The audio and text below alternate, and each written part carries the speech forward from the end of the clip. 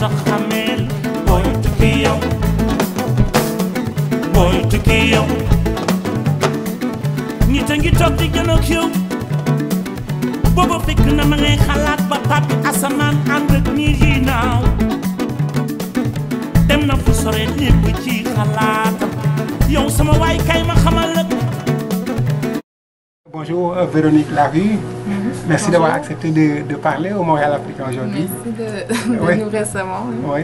Donc, vous êtes étudiante au Cégep du Vieux-Montréal, étudiante infirmière. Oui. Et vous planifiez de partir au Sénégal dans un cadre d'une collaboration entre votre Cégep et une école à Thiès. Oui. Comment est venue cette idée d'aller au Sénégal? D'aller au Sénégal, ben, en fait, je trouve qu'en étant infirmière, on a un peu un rôle privilégié pour partir dans un autre pays, pour aller rencontrer une nouvelle culture, faire des échanges. Au niveau des échanges, je trouve que c'est quelque chose qui est riche parce qu'on est vraiment en contact avec la population là-bas.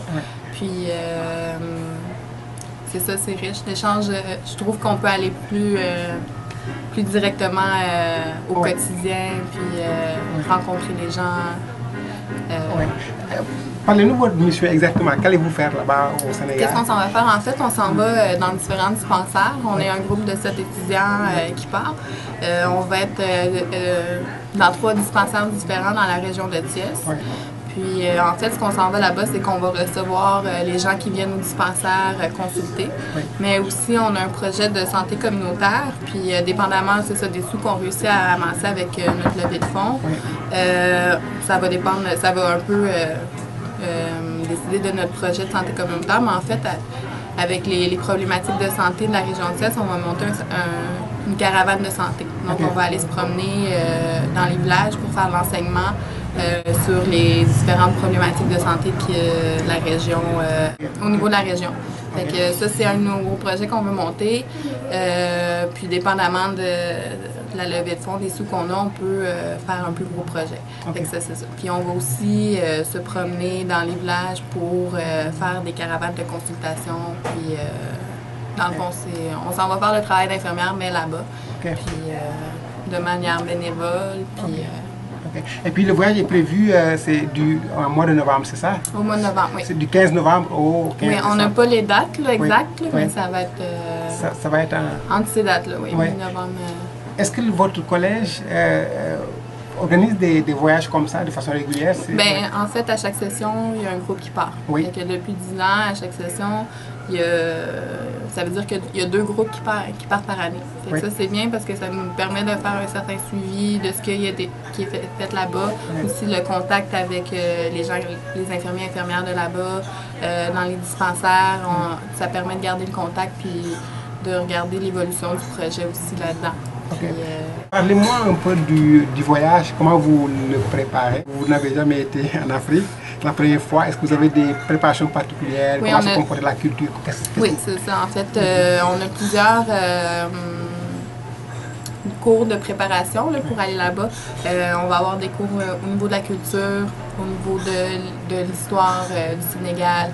On va aussi prendre des cours de Wolof parce que où est-ce qu'on s'en va, ben, c'est pas tout le monde qui parle français. Puis, c'est bien de pouvoir se débrouiller un peu. Fait que, au niveau de la préparation, c'est ça, on va, avant de partir, on va être renseigné sur le Sénégal. Puis, c'est ça, on va avoir, au niveau de notre préparation technique, on va avoir des cours plus précis pour là-bas, parce que c'est pas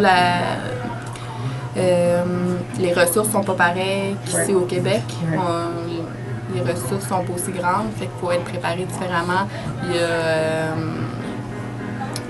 au niveau de l'examen physique, au niveau aussi, il y a des techniques qu'on va faire là-bas qu'on ne fait pas nécessairement ici. Fait que c'est ça. Et votre collège, votre cégep, c'est seulement au Sénégal qu'ils vont ou bien il y a d'autres pays aussi? Seulement au Sénégal. C'est seulement au Sénégal depuis 10 ans? Oui, parce que c'est beaucoup d'organisations. Pour créer un projet comme ça, c'est beaucoup d'organisations. Puis pour le département de soins infirmiers, on va seulement au Sénégal. Est-ce que vous avez eu un compte rendu de la part des groupes qui vous ont précédés, qui sont partis déjà au Sénégal? Oui, certains groupes en font, mais c'est ça. Nous là, ça fait... Notre groupe à nous, on s'est rendu compte, ça fait 10 ans que le projet existe, puis il y a des lacunes. Il y a des lacunes au niveau justement le suivi d'année en année. Fait que nous, ce qu'on veut faire, c'est d'assurer une continuité. Okay. On est sur un documentaire, on est en train de... Nos levées de fonds, tout ça, on les filme. Okay. Quand on va être là-bas, on va filmer. Puis on veut, à notre retour, bien échanger au groupe qui s'en va après nous pour vraiment qu'il y ait un échange au niveau des... Vous avez parlé des lacunes, est-ce que vous pouvez nous expliquer un peu c'est à quel niveau? C'est au niveau des suivis de groupe en groupe, on trouve qu'à chaque année, le projet recommence un peu à zéro.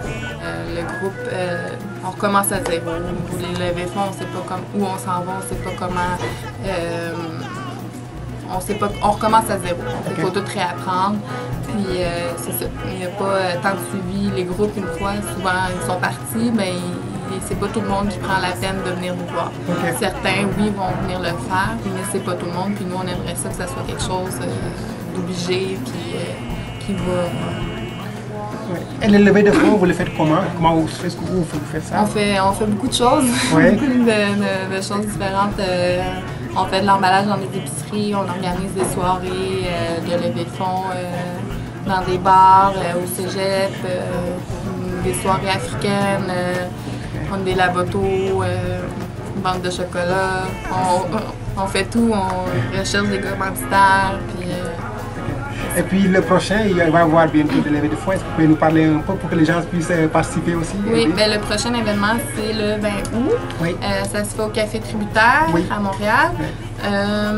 C'est ça, dans le fond, ça va être une levée de fonds pour notre projet. Puis on va avoir des invités, un conteur africain avec nous, Savadogo. Okay. Puis un artiste sénégalais, Bamba, qui va venir jouer avec d'autres artistes avec qui jouent à notre soirée. Véronique, merci beaucoup d'avoir de parler moi là. On espère que vous allez nous faire un compte rendu et vous allez découvrir ce que vous avez vécu. Merci beaucoup.